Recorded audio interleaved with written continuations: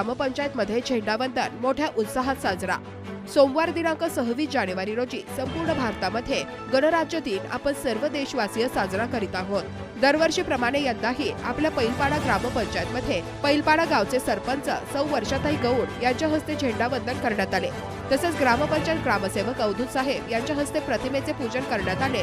कार्यक्रमाला उपस्थित पाहुणे म्हणून रेखाताई देशमुख, सुनीताताई खंडारे, संध्याताई देशमुख, सुभाषराव देशमुख, विनायकराव गुहे, दीपालीताई भारसके तसेच प्रमुख पाहुणे पंचायत समिती माजी सभापती वसंतराव नागे, सत्यशोधक न्यूज चॅनलचे पत्रकार किशन रमेश गवई हे सुद्धा उपस्थित होते।